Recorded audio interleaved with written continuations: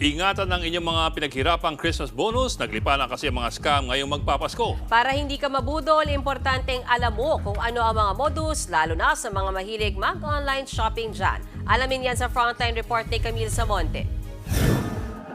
Down to top 6 Christmas scam, mga scam sa online shopping.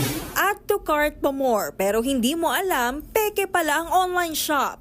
Mamumuti lang ang mata mo kahihintay sa order na di darating. Number 5, fake relative scam. Magpapanggap na kaanak mo at loadan mo raw siya. Naku, ingat po, scammer yan. Number 4, tech support scam. Nagpakilalang tech support at aayusin daw ang computer mo kahit walang sira.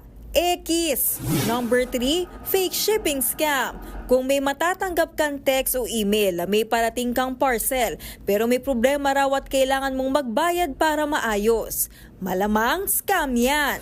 Number 2, proliferation of phishing emails and SMS. Ito ang mga talamak na text scam na kapag pinindot mo ang kahina-hinalang link, pwedeng makuha ang personal info mo. At ang top 1 scam ngayong magpapasko, ang fake online charity scam. Mga nagpapanggap na charity pero ibubulsa naman talaga ang donasyon mo. Ngayong Pasko, maging mapanuri, mag-ingat sa mga scam para lahat maging merry. Nagbabalita mula sa Frontline, Camille Samonte, News 5.